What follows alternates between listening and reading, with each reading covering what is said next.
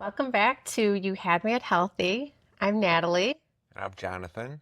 and today we're going to talk about mind, body, and food connection and how what you eat affects your mind, the way you think, the way you show up in the world, how you perform as a professional or an athlete, and just everything food related.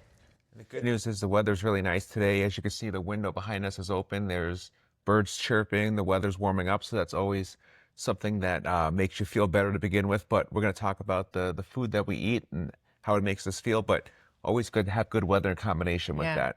I guess to start us off, Natalie, tell our audience what our juice is this week. Oh, yes. So we have our juice, which is a tradition. Today we have, and I made it a little fancy, put the lemon. Cheers. It's kale, celery, lemon, and cucumber. Sounds pretty healthy. Yeah, it is.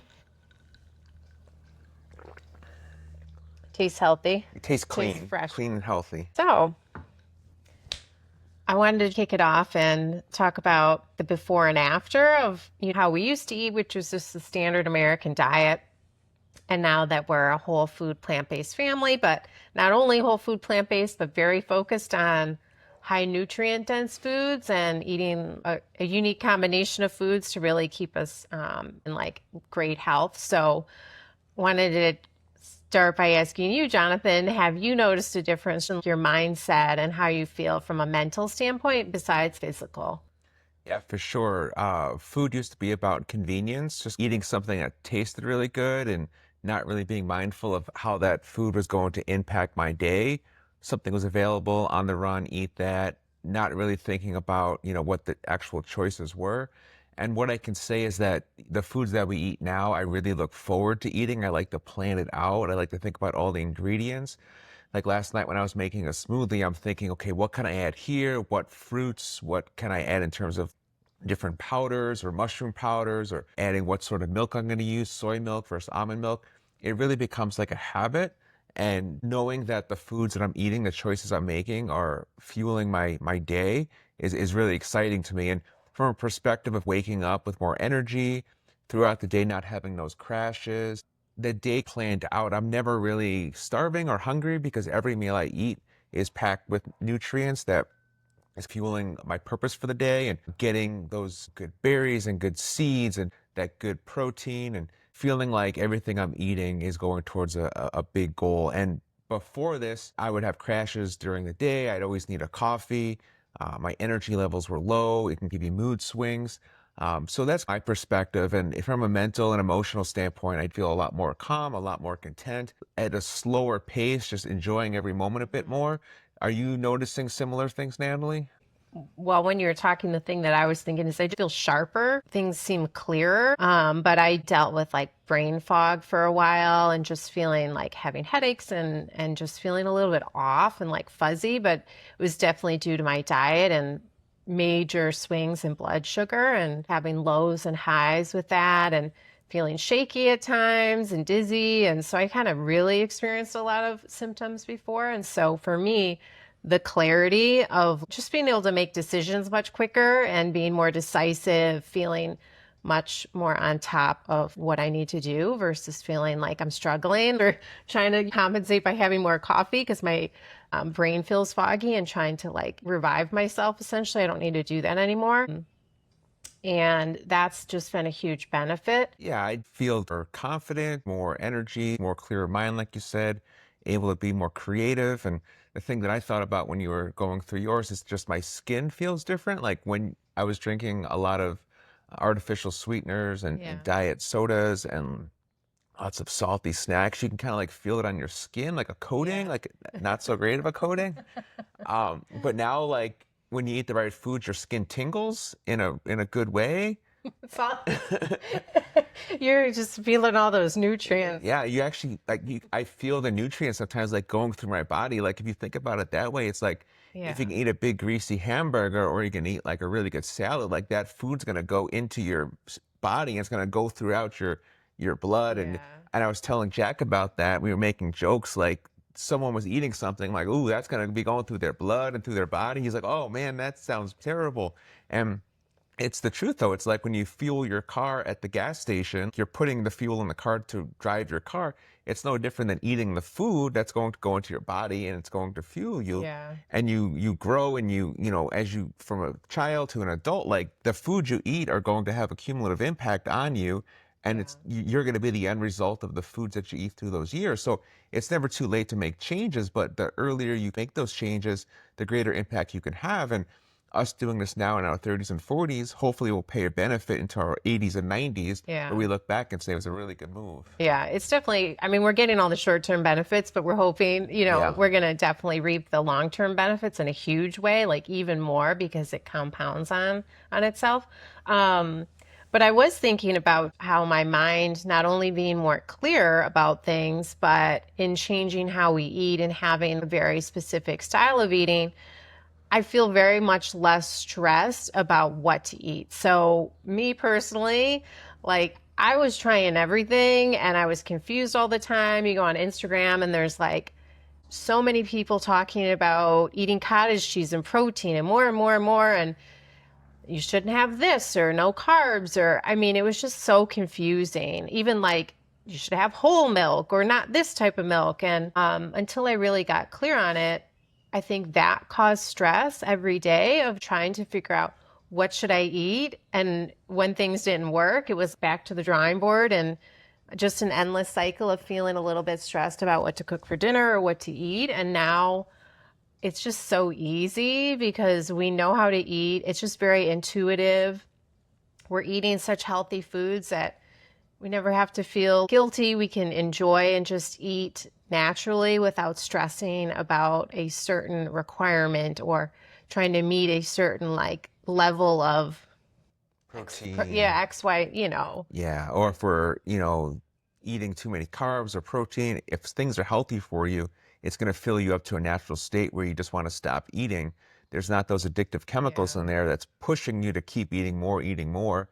And that's what Yeah. food companies do is they add all those chemicals so you keep eating the food and it's better for their profits. But when you're preparing a lot of your own foods and you know what's in it, you could feel really good about enjoying the different flavors and eating as much as you want till you're full. And it's really helped that Jack and Rosie are on board with it and they look forward to the same meals. They have their favorite things and they eat till they're full and we're not worried about how much they're eating or if they're getting enough protein or we have a game plan in place and we're on a good routine, so it's very Yeah. natural.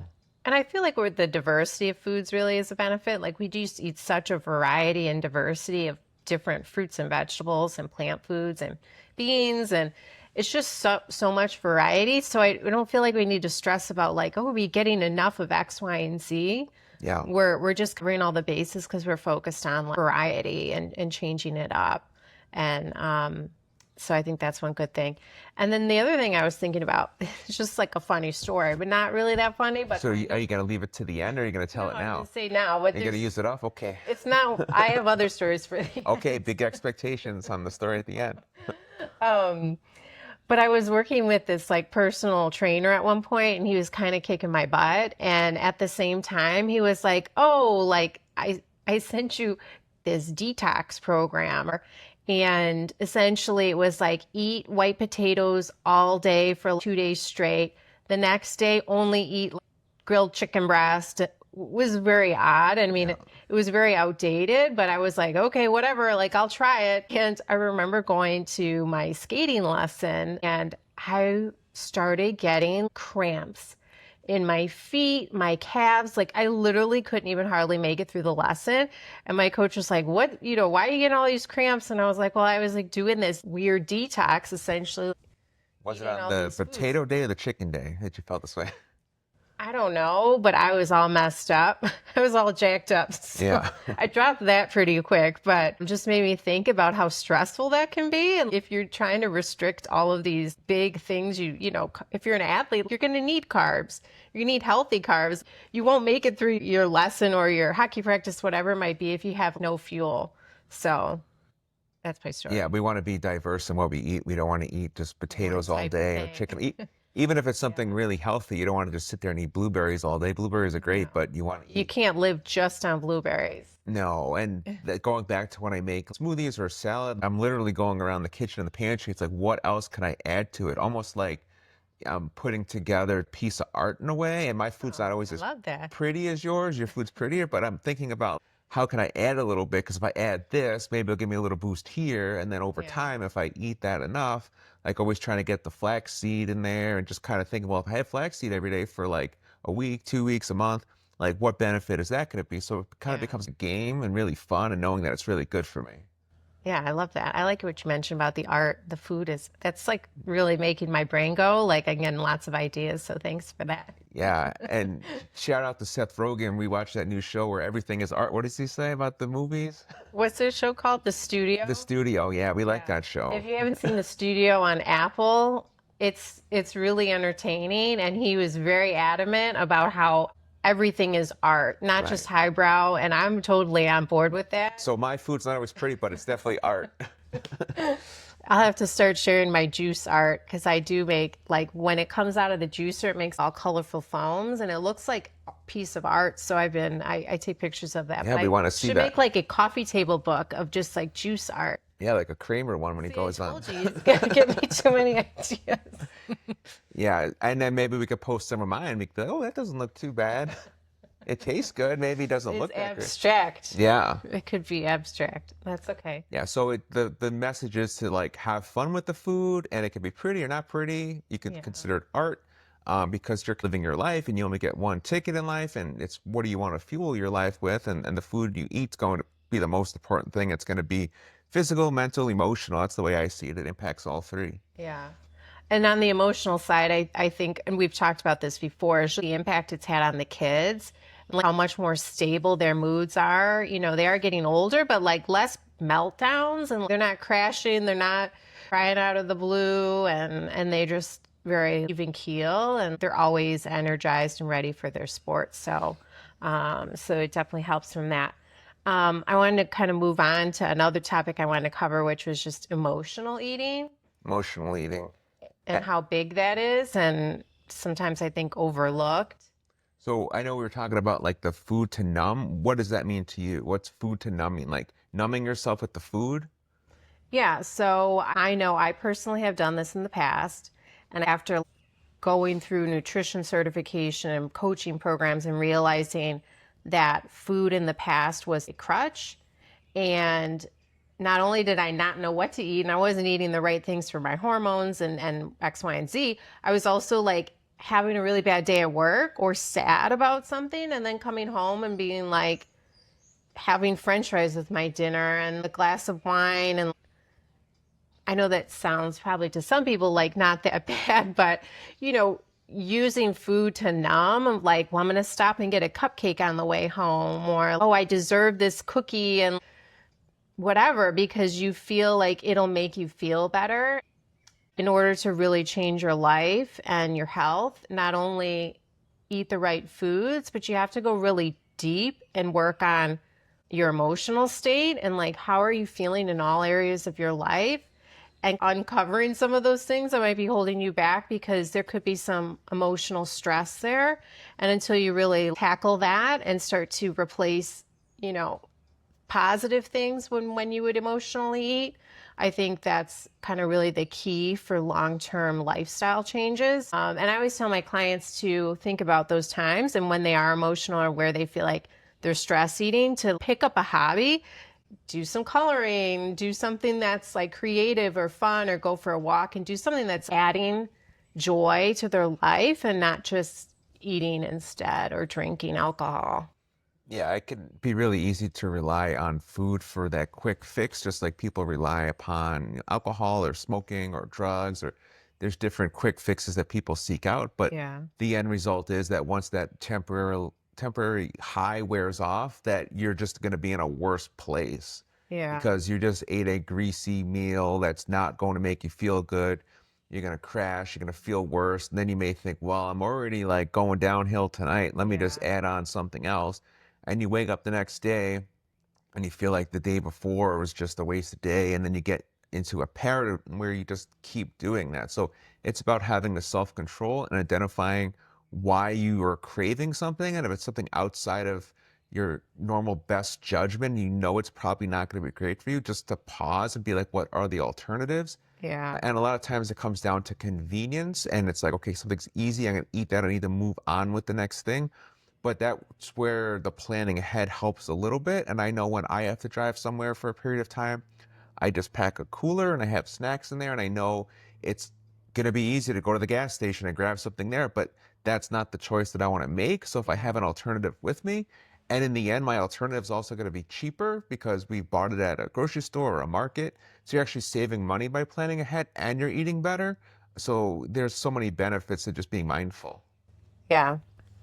I think that's where the breakthroughs happen as a coach. And that's where I think a coach, not to plug my own coaching, but really comes in handy, is because you could read a book and think, oh, I have all the answers in the world. But until you have someone working on the deeper issues and really holding you accountable, helping give you love and guidance and picking you back up, I feel that's where the magic really happens on the emotional side of eating, not just beyond figuring out what to eat, which is a huge thing in itself, but then handling all of the emotional side of it as well. Yeah, eating's not black and white. You can make a list of eat this, don't eat this, but without that emotional support on the coach and kind of getting Yeah. yourself in a pattern and a rhythm, it does take some work and to be mindful about that and to stay on track. And it's really good to have a supportive environment of those around you that are either cheering you on or doing it with you. Yeah. So anyone that is looking to make a change like this, you always say it's good to have a partner or a buddy or just someone else that's going to kind of hold them accountable and to kind of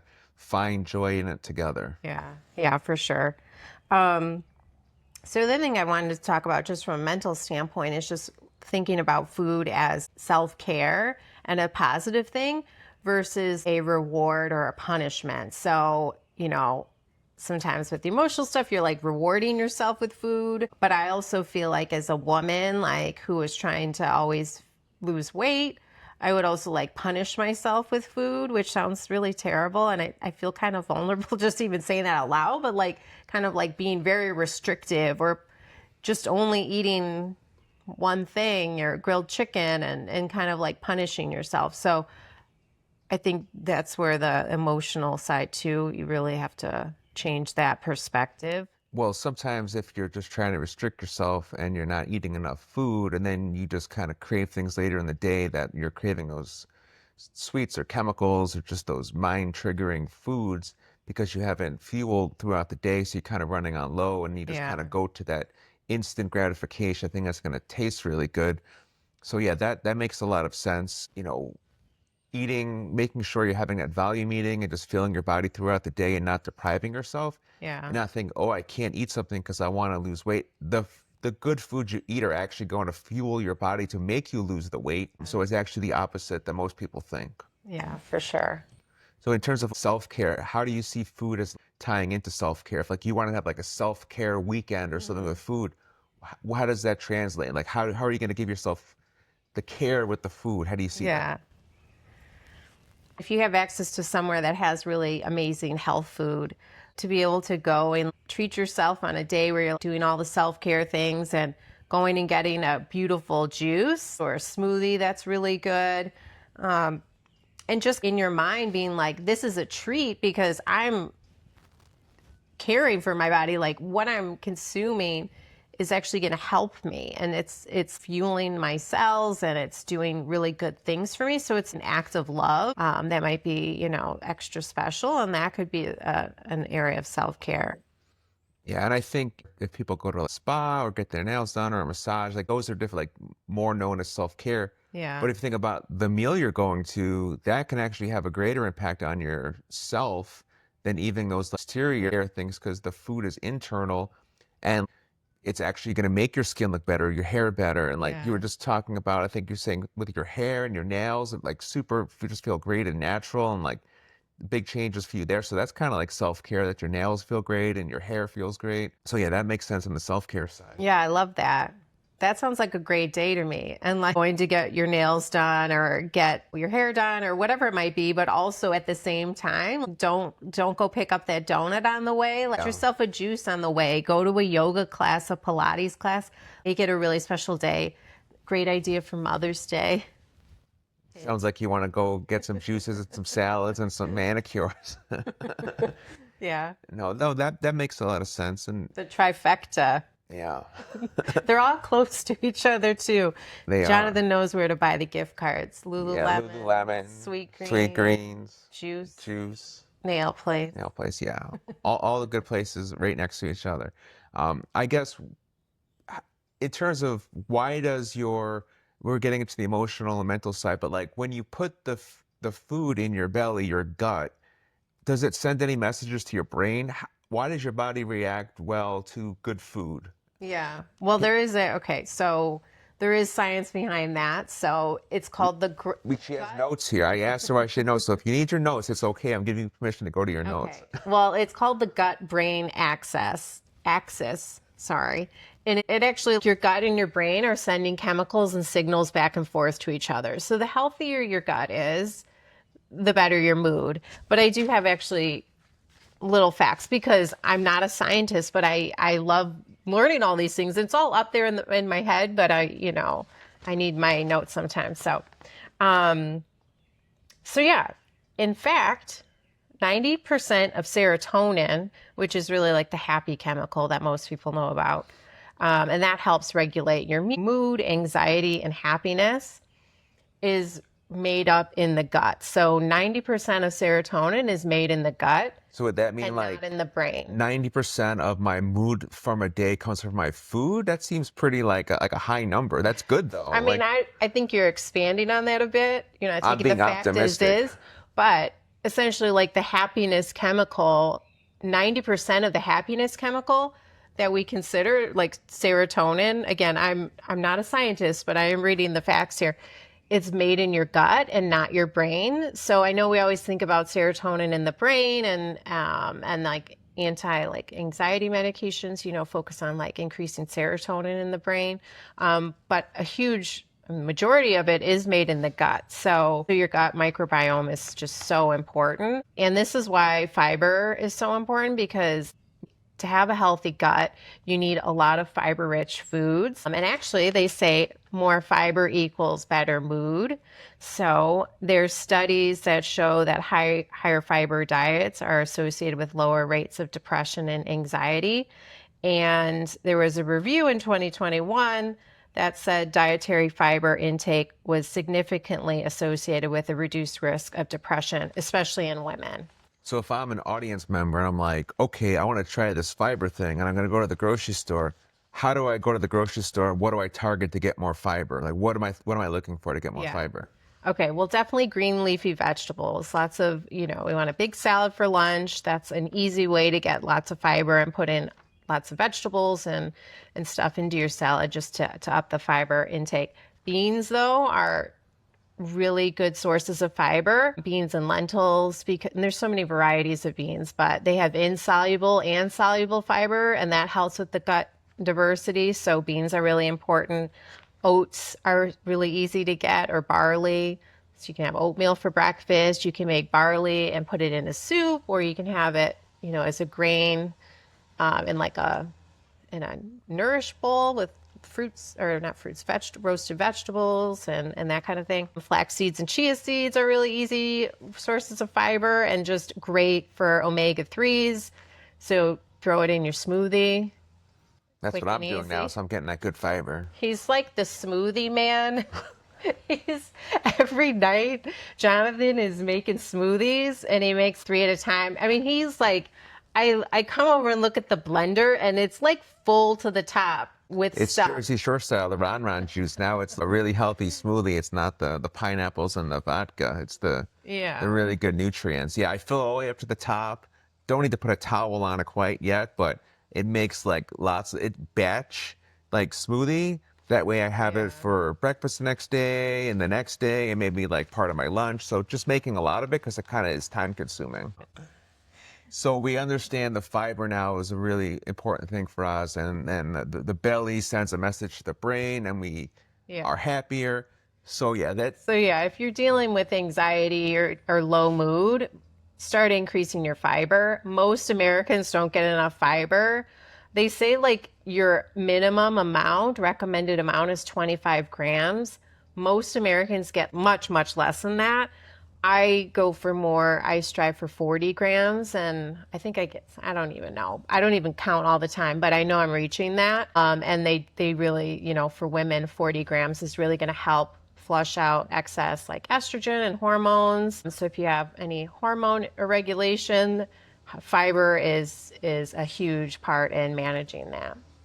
Yeah. So I know, I mean, at least looking at labels, a lot of the processed foods you see don't really have much fiber. If you look at like, traditional cereals at the grocery store, they're super low in fiber, barely any fiber.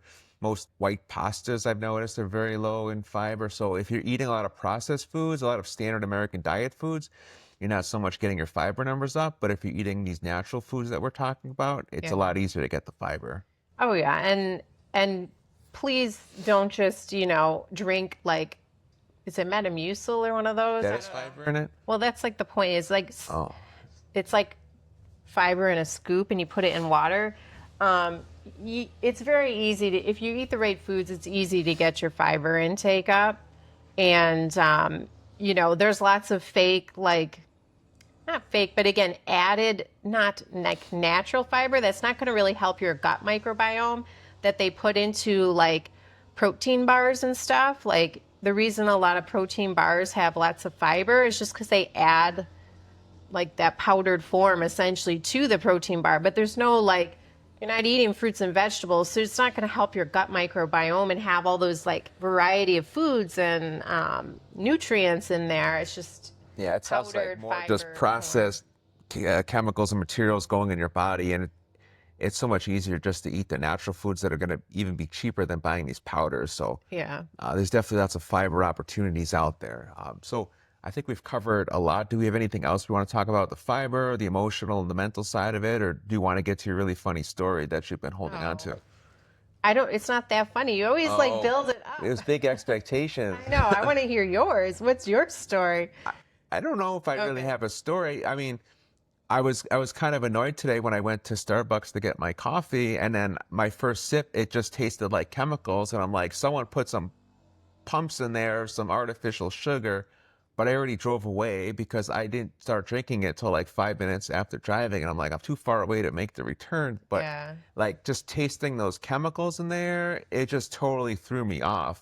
Yeah. Like when you don't have artificial For sweeteners sure. and they throw a couple of sugar pumps in there, it's like, whoa, like I didn't You even can want to drink it. taste it so quick. Yeah. Yeah, I didn't even want to drink it. It wasn't worth it, and it tasted awful.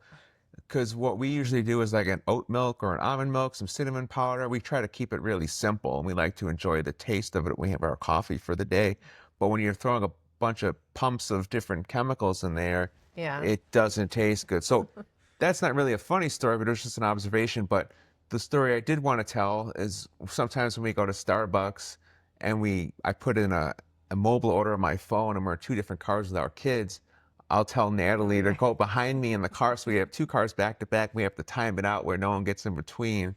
And then I go to the window and I say, "Oh, the lady behind me, it's her like the other drinks for her because we're in two separate cars." It's just easier to We make. should just play it off as like, we need to make some fun of it sometime and say, oh, there's this pretty lady behind me. Tell her I'm treating her Yeah. on her coffee. Like I could order mine separately and that would just be fun.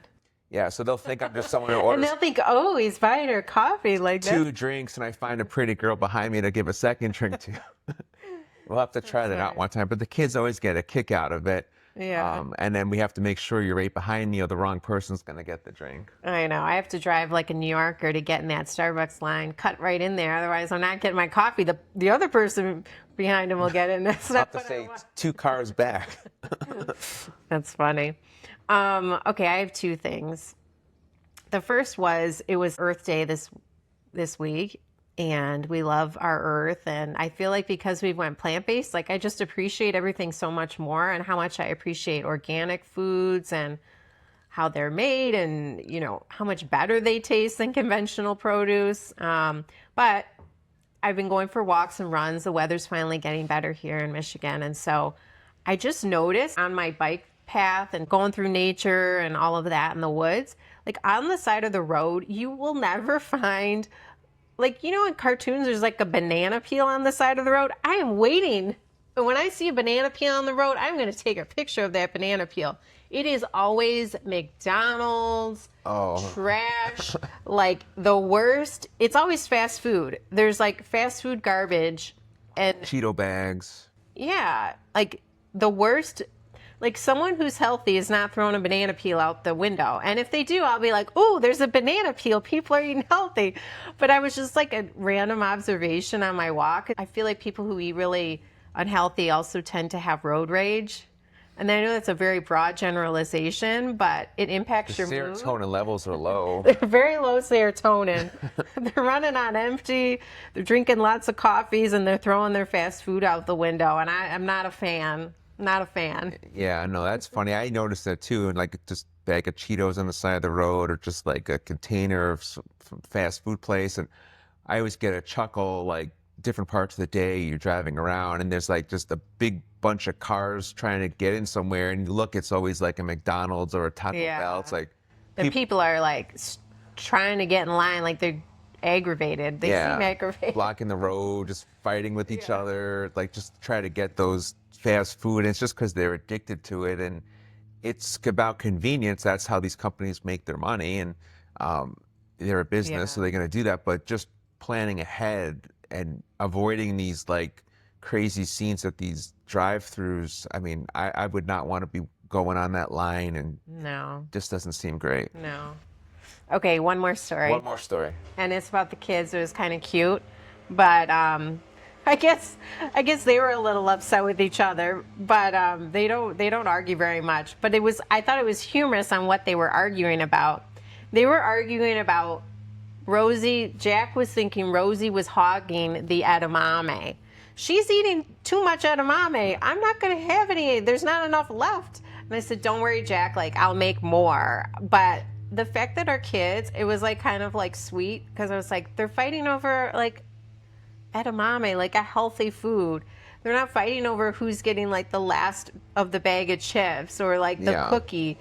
They're literally fighting over who's like eating too many vegetables because they want some. So it was just funny, and it just a change in perspective, and it made me think like, oh wow, our life is different, and you know, they were fine. They had enough. There was enough to go around. Yeah, no, that's good when your kids are fighting over edamame and they're arguing, do we want to, the food options or, healthy food options or not.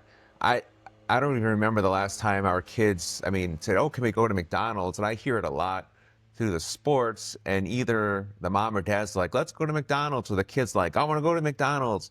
It becomes a habit and just going there. But when you break that habit and you have a different perspective, your kids just make those different choices on their own. Yeah, yeah, for sure. So that's all I had. Yeah, two, so that's good. Two stories. I saved them. I put them in my notes in my phone so I didn't forget this Sounds week. good. Yeah. Thank you for sharing. Anything else we have? No, just good to be back. Hopefully, we can continue this. And if you have any thoughts or questions or ideas, we'd love topics to discuss and ideas for next time. See everyone later. Bye. Bye. Thanks.